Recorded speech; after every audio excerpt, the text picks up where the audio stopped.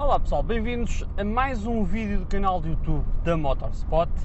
Depois de nós termos feito o último vídeo com o Celica, eu fiquei sempre com aquela sensação de que na realidade nós nunca fizemos um verdadeiro ensaio aqui ao carro. Fizemos uma série de vídeos a acompanhar o processo de restauro, fizemos uma série de vídeos com os encontros que fomos fazendo aqui com o carro, mostrando um bocadinho o trabalho que tem sido feito nestes últimos tempos, mas um verdadeiro ensaio a esta quarta geração de Celica eu acho que nunca fizemos. Por isso mesmo, hoje neste vídeo vamos corrigir esta falha e vamos fazer aqui um ensaio a esta quarta geração do Toyota Celica e falar também um bocadinho sobre a história deste modelo. Por isso mesmo, se vocês estão aí desse lado e ainda não subscreveram o nosso canal, considerem subscrever e cliquem na campainha para ativar as notificações e ficarem assim do par de lançamento de todos os novos vídeos. Agora, acompanhem-nos em mais um vídeo do canal do YouTube da Motorspot. O Toyota Celica é um modelo que já nos acompanha há mais de 50 anos. Produzido entre 1970 e 2006, este foi um modelo que teve até agora 7 gerações que foram sofrendo alterações de forma a acompanhar as tendências do mercado. Em 1970, a primeira geração foi lançada no mercado norte-americano, como sendo uma resposta ao Ford Mustang, modelo que então fazia furor. Rapidamente, o Celica foi ganhando terreno e conquistando espaço, em tudo graças ao seu aspecto esportivo, à sua agilidade e ao seu motor de 4 cilindros que, para além de ser bastante capaz, apresentava uma maior economia face aos grandes motores V8 americanos. Na segunda geração, o Celica, a par do seu motor 4 cilindros, ganhou ainda um motor maior, de 6 cilindros em linha, dando assim origem à designação Celica Supra, que durou até à terceira geração e que viria a resultar num dos modelos mais icónicos da marca. Esta é a quarta geração do Toyota Celica e muito provavelmente é o maior virar de página deste modelo, pois representa a separação do Celica e do Supra em dois modelos completamente distintos. O Supra ficou com a arquitetura do motor frontal e tração traseira e aqui o Celica foi adaptado para ter motor frontal e tração também ela frontal. E apenas as versões GT4 ou All-Track, como era conhecido em algumas partes do mundo, ganharam tração integral e esse modelo era um modelo muito especial, pois era um modelo de homologação para o Grupo A do Mundial de Rallys. Depois, em termos estéticos, este carro é todo um cenário dos anos 80, pois tem todos os elementos característicos que são necessários para um carro desportivo dos anos 80. Em primeiro lugar temos formato de cunha, um carro muito afiado na parte da frente e mais alto na parte traseira, um carro cheio de vincos, cheio de arestas, aqui com bastantes formas. Depois temos esta cor vermelha, que eu acho que assenta muito bem no carro. O Celica, para além desta cor vermelha, tinha ainda como disponíveis cor preta, branca, cinza e um amarelo, que eu nunca cheguei a perceber se era uma cor original da marca ou se eram as pessoas que depois pintavam o carro em amarelo, mas eu acho que só tinha mesmo 4 cores e eu acho que a cor certa para este carro é mesmo o vermelho. E depois tem aqui o elemento que para mim caracteriza este carro e praticamente todos os carros esportivos dos anos 80, que são os pop-up headlights. E com este conjunto de 3 coisas, acho que temos a receita perfeita para um carro desportivo dos anos 80. E este carro é um carro por onde vai passando, não deixa ninguém indiferente, pois acaba por ter linhas que são muito familiares, especialmente para aquelas pessoas que nos anos 80 tinham cerca de 20, 25 anos, que foi na altura em que este carro foi lançado. E para essas pessoas eu vejo que elas olham para o carro com bastante saudosismo e lhes trazem boas memórias. E este carro, efetivamente, foi um carro que marcou uma geração e é um carro que, em termos de ícone, se calhar não é um ícone dos anos 80, mas é um dos carros de referência desta década. Tal como todos os carros, este Celica também tem aqui algumas curiosidades que para mim, enquanto dono, acho que são interessantes e acho que vocês aí desse lado também gostam destas coisinhas. Este carro, nesta versão que temos hoje em ensaio, é uma versão liftback, que é a versão mais conhecida aqui do Celica. Muitos de vocês, especialmente aqui em Portugal, chamam esta versão coupé. No entanto, existia efetivamente uma versão coupé deste Celica. Tinha aqui a secção traseira mais alongada, aqui a curva de vidro também era mais pronunciada. No entanto, quer esta versão coupé como uma versão cabrio que também existiu, acabaram por não ser comercializadas aqui em Portugal, e corrijam-me se eu estou errado aí na caixa de comentários, mas eu creio que as unidades que andam aqui a circular em Portugal acabaram mesmo por ser importadas. Esta versão liftback acaba por se distinguir das outras por ter aqui este pequeno spoiler aqui mais pronunciado, que dá aqui esta saliência aqui na parte de trás, depois juntamente com o para-choques, e depois também outra das imagens de marca deste carro é ali a saída de 2 escapes ali do lado do passageiro. E no fundo aqui esta traseira acaba por dar-lhe aqui uma secção mais elevada, que depois acaba por ser recortada aqui pelo corte de para-choques e aqui por este pequeno spoiler que é colado aqui na tampa da bagageira. Depois, outra das curiosidades deste carro, caso vocês vejam um na rua e não consigam distinguir se é um 1600 ou se é um 2000, vocês para o distinguirem basta olhar aqui para as jantes. Caso vocês vejam umas jantes com 4 furos, estão na presença de uma versão 1600. Caso vocês tenham umas jantes com 5 furos, vocês estão na presença de uma versão 2000. Outra curiosidade tem a ver aqui com o teto de abrir. As unidades vendidas em Portugal tinham todas teto de abrir, ao passo que esta minha versão, uma versão que veio da Bélgica, e não tem. O que por um lado é pena, pois eu gosto muito do teto de abrir, dá aqui uma pinta este carro. Por outro lado, no momento do restauro, se calhar até foi coisa boa, pois normalmente o teto de abrir ganhava muita ferrugem e podres, e é sempre um problema de resolver. Por isso mesmo, aqui esta minha versão não tem teto de abrir, perco no estilo, mas ganhei no processo de restauro e ganhei aqui algumas dores de cabeça. Mas visto aqui as curiosidades do exterior, vamos olhar se calhar agora para o interior do carro, pois também tem aqui alguns detalhes que me parecem bastante interessantes. Mesmo sendo este um carro dos anos 80, ele não é todo um carro pré-histórico, pois já tinha aqui alguns extras possíveis de configurar que eram muito interessantes. A começar, por exemplo, com o Cruise Control, que para um carro dos anos 80 me parece ser aqui uma feature muito interessante e à frente do seu tempo. Depois tínhamos ainda a possibilidade de ter ar-condicionado, vidros elétricos e aqui estes bancos com relações elétricas. No meu caso, estes não eram os bancos que vinham com o carro.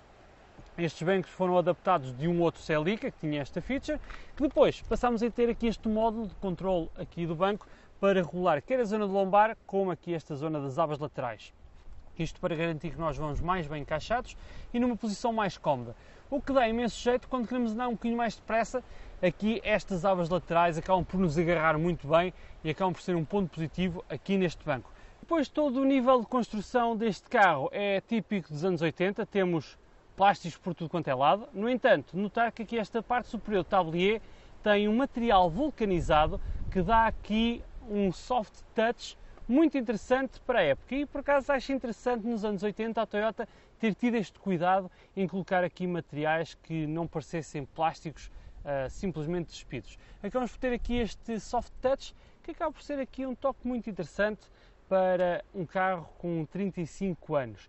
No entanto, se este tablier não for bem cuidado e não houver aqui alguma proteção do mesmo, o material vulcanizado tende a rachar, o que depois não dá para voltar a estofar e acaba por se ter que mandar um tablier embora, pois acaba por não ser recuperável, ou pelo menos a recuperação acaba por se calhar não ser tão duradoura quanto se gostaria. Eu no meu caso, quando restaurei o carro, acabei por pôr um tablier novo.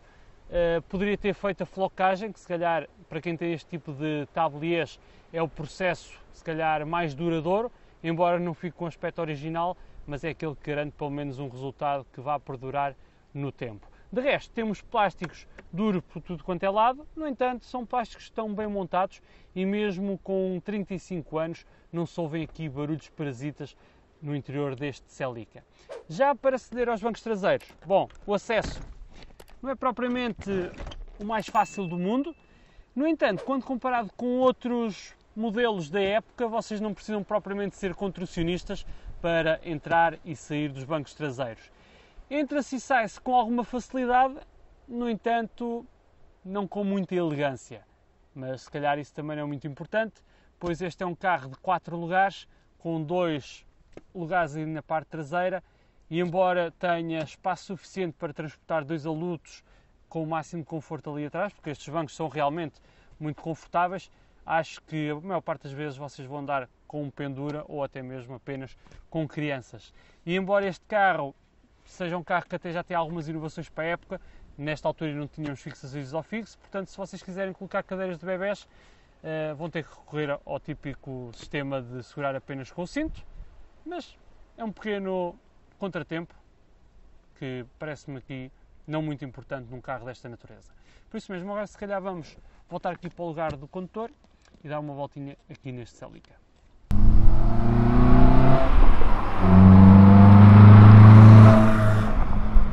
Já no posto de condução aqui do Toyota Celica, nós vamos muito bem sentados, vamos sentados bem em baixo, como eu gosto. Este é um carro bastante baixo. Depois temos aqui uns bancos que nos dão muito apoio aqui na zona lombar. Eles têm ainda a regulação elétrica, o que permite ajustar aqui o posicionamento das abas de forma a que nos sintamos bem aconchegados, e depois são os bancos aqui com este apoio lombar fazem com que nós não sintamos que andamos aqui de um lado para o outro quando fazemos curvas com um pouco mais de velocidade. Depois o próprio volante tem aqui regulação em altura, o que permite encontrar aqui uma boa posição de condução. O volante é um bocadinho grande, a meu ver, tem cerca de 27 cm de diâmetro, o que parece-me que é um volante assim, de grandes dimensões, mas ainda assim tem aqui uma pega bastante fininha e acabamos por agarrar bem neste volante. E embora ele já tenha 35 anos e já sinta aqui o peso da idade e precisa aqui de um restufamento, acaba por ser um volante que até ainda está em relativas boas condições, o que nota aqui a qualidade do material utilizado por parte da Toyota. Mas sendo um carro com 35 anos, era esperado que nós fôssemos aqui a conduzir cima de lado, com os pedais a apontar para o lado e o volante para o outro. No entanto, aqui está tudo muito bem alinhado. Aqui a Toyota criou aqui um posto de condução muito bem alinhado, onde o volante está perfeitamente alinhado com os pedais. O único ponto negativo, a meu ver, é o facto de que estes pedais não serem os melhores para fazer ponta-tacão. São pedais um bocadinho estreitos, o facto de eles também já terem aquelas borrachas meio desgastadas também não facilita aqui fazer o ponta-tacão, portanto é algo que eu, neste carro, não consigo fazer muito bem. Mas, pondo ali se calhar uns pedais um bocadinho mais largos, especialmente ali o do acelerador, talvez seja mais fácil de conseguir fazer. Conforme eles estão um bocadinho passados e o que não facilita muito fazer essa manobra. Mas sendo um carro com 35 anos não quer dizer que seja um carro desconfortável, muito pelo contrário. Temos aqui um carro que tem um bom acerto de suspensão, a suspensão foi toda revista, como é óbvio, mas ainda assim temos aqui um carro que pisa sempre ao macio. Temos jantes 15 equipadas, os pneus com perfil médio, pneu 45, mas que ainda assim acaba por dar aqui um bom pisar a este carro. A suspensão é mais a fugir para o mole, sentimos alguns adornares de carroceria, algumas transferências de massa, mas dado que este carro é tão baixo, o centro de massa é também ele bastante baixo e isso acaba por compensar aqui o facto da suspensão ser um bocadinho mais mole. Em termos de direção, temos aqui uma direção assistida que facilita a convivência com este carro no dia-a-dia, pois temos aqui um carro que é mais fácil de manobrar, fazer manobras um bocadinho mais apertadas. No entanto, os 35 anos também já se fazem sentir na direção deste carro, pois acaba por ter aqui algumas folgas e por vezes acaba por ser uma direção um bocadinho vaga. No entanto, quer-me parecer que prende mais com o desgaste do material do que propriamente com a direção em si, pois sendo este um carro desportivo, eu acho que quando ele era novo tinha aqui um acerto de direção que transmitia muito feedback das rodas da frente aqui para o volante. Mas ainda assim, este é um ponto que vai ser melhorado neste carro e vamos tentar ter aqui a direção o mais justinha possível. No que toca ao poder de travagem deste carro, sendo este 1600, temos travões de disco à frente, sem ABS, e na parte de trás ainda equipa travões de tambor. Nas versões 2.0 e nas versões GT4 já temos ABS e travões de disco na parte de trás. No entanto, aqui nesta versão temos a ensaiar hoje, ainda temos tambores na parte de trás, o que torna aqui a travagem não tão efetiva, mas mais engraçada no momento que queremos puxar aqui travão de mão, pois aqui os travões de tambor acabam por ser um bocadinho mais eficazes nesse sentido. O poder de travagem deste carro não é imenso, mas tendo aqui uma condução um bocadinho mais defensiva e mais previsível, acaba por ser mais do que suficiente, pois acaba por travar bem o carro. Embora não tenha ABS, se nos escudarmos um bocadinho, acabamos por ter aqui o lock das rodas e elas vão arrastar. Antes sequer de ser necessário parar este Celica, é necessário obviamente pô-lo a andar. E para dar vida a este Celica, a Toyota disponibilizou várias motorizações. A começar numa motorização 1.6, atmosférica de 84 cavalos. Esta motorização ainda é uma motorização de carburadores, é também ela a versão menos potente aqui do Celica. No entanto, caso vocês estejam à procura aqui de um Celica para comprar, devem ter alguma atenção, pois por vezes no LX desta vida vocês encontram motorizações 1.6 a carburador, esta versão menos apetecível, a ser vendida como se fosse a motorização 4AGE e por preços muito semelhantes. Portanto, devem ter alguma atenção no momento de comprar um carro para garantir que a motorização que vocês estão a comprar é 1600, mas é a motorização correta. Depois, para além desta motorização 1600, temos ainda a motorização que equipa este carro, que é uma motorização 1.6, mas com 124 cavalos, já vamos falar um bocadinho melhor a seguir. E depois temos as motorizações 2 litros. Estas motorizações, temos uma motorização atmosférica, 2 litros 4 cilindros com 150 cavalos, e depois temos as motorizações que equipam a versão GT4, ou seja, a versão 2 litros turbo de 200 cavalos, que serviu de homologação ao carro que correu no Grupo A do Mundial de Rallys.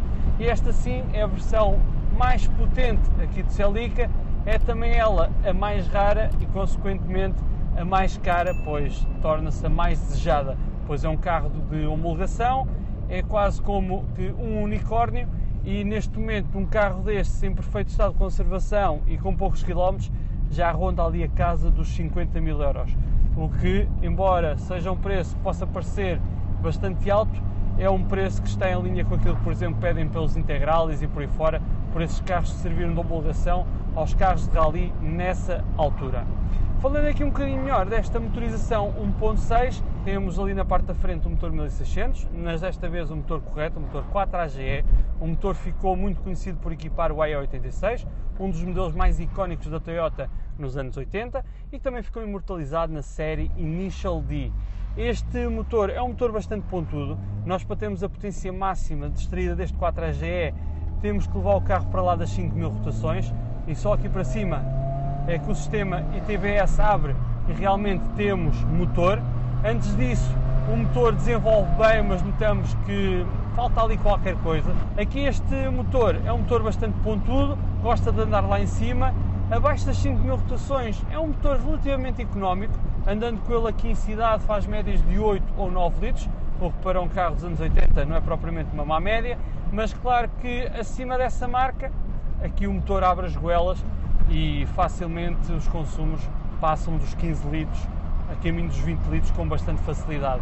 Portanto, se andar sempre aqui a rasgar com este carro, um depósito de gasolina dá para pouco mais de 250 a 300 km. Estamos a falar de um depósito de cerca de 50 litros, não é muito grande, mas ainda assim temos aqui consumos muito elevados. Aqui para baixo, andando ali com a luz do Economy acesa, é um carro relativamente poupado para uma utilização citadina diária. Falando um bocadinho do 4AGE, vocês também devem ter atenção no momento de comprar aqui o Celica, pois existem duas versões distintas. Existe uma versão Blue Top e uma versão Red Top. A versão Blue Top foi a primeira versão disponibilizada aqui no Celica, a partir de 85 a 87, a meados de 87, e depois a partir daí temos a Red Top. O que é que difere destas duas versões? Basicamente, a versão Blue Top era uma versão que tinha internos mais leves, o que fazia com que o motor acelerasse mais rapidamente. No entanto, a versão Red Top acaba por ser aqui uma versão relativamente melhorada e mais robusta da versão Blue Top. Existiram aqui alguns problemas de fiabilidade na versão Blue Top e por isso mesmo a Toyota, quando do redesign deste carro, decidiu introduzir aqui em 87, início de 88, a versão Red Top. A grande diferença é o facto de ter internos mais resistentes, o que também fez com que se tornasse um motor mais robusto. Em termos de potência tem cerca de 3 cavalos a mais do que a versão Blue Top, o que é praticamente uma diferença inexistente. Não existem diferenças práticas numa utilização diária. Em termos de fiabilidade, normalmente aconselham a versão Red Top para quem quer fazer modificações, pois o motor é mais robusto. Caso vocês queiram, por exemplo, meter uma cabeça de 20 válvulas, queiram meter um turbo, aí sim devem optar pela versão Red Top. Caso vocês queiram ter o carro stock para fazer uma utilização completamente normal, a versão Blue Top é mais do que suficiente, e aqui as questões de fiabilidade prendem-se mesmo com o facto das modificações. Caso vocês queiram distinguir estas duas versões, a maneira mais fácil é abrir o capô. A cabeça do motor normalmente nos Blue Top tem as letras azuis, nas versões Red Top tem as letras vermelhas, mas claro que com o passar dos anos as cabeças do motor são facilmente pintadas. Aliás, a versão do meu carro, que é uma Red Top, decidiram pintar a cabeça do motor toda de vermelho, portanto acaba por ser muito fácil de enganar as pessoas. A maneira mais fácil é mesmo tirando o motor. O bloco do motor nas versões retop foi reforçado e tem as chamadas 7 costelas, ao ponto que as versões bluetop têm apenas 3 costelas, e só mesmo desmontando o motor é que nós conseguimos perceber as grandes diferenças entre eles, pelo menos em termos de aspecto. Mas, mais uma vez, estas diferenças em termos de robustez e de fiabilidade apenas são vistas do ponto de vista de modificações. Caso vocês queiram comprar o carro para ter uma utilização normal, a versão bluetop como a versão retop são bastante fiáveis. Depois, em termos de preços, quanto é que custa um Celica? Aqui os preços variam muito. Tal como eu referi há bocado, há versões daqueles 1600 de 84 cavalos a serem vendidos quase ao preço de versões 4AGE. Aqui os preços podem variar entre os 6.000 euros para versões ainda originais, que não tinham sido intervencionados, que precisam eventualmente aqui de um refurbish em termos de pintura, de interior, e depois versões já restauradas ou que se encontram em muito bom estado de conservação ainda originais, que podem ser encontradas aqui na casa entre os 12 e os 15.000 euros. É uma variação de preço muito grande que acho que vai depender de quantas pessoas estiverem dispostas a dar por elas. Se vocês preferirem comprar um carro um bocadinho mais barato e fazerem algum trabalho nele, podem optar pelas 6.000 euros. Caso vocês queiram ter um carro já todo restauradinho e pronto a andar, vão ter que desembolsar um pouco mais e aí vai depender de quanto é que vocês vão querer gastar. Mas em termos de faixa de preço é bastante abrangente e acaba por não ser fácil apontar aqui um valor real para estas versões 1600 ou até mesmo para as 2000. Eu agora despeço-me, pessoal, espero que tenham gostado aqui do nosso vídeo ao Toyota Celica. Este vídeo se calhar ficou por tarde, mas antes tarde do que nunca. Se ainda não subscreveram o nosso canal, considerem subscrever, clicar na campainha para ativar as notificações e deixarem o vosso like no vídeo. Sigam-nos também nas nossas redes sociais, Instagram, Facebook e motorspot.pt para acompanhar todas as novidades sobre o mundo automóvel. Eu agora vou esticar aqui um bocadinho o 4AGE, porque é assim que ele gosta de ser conduzido. Fiquem bem, pessoal, até à próxima!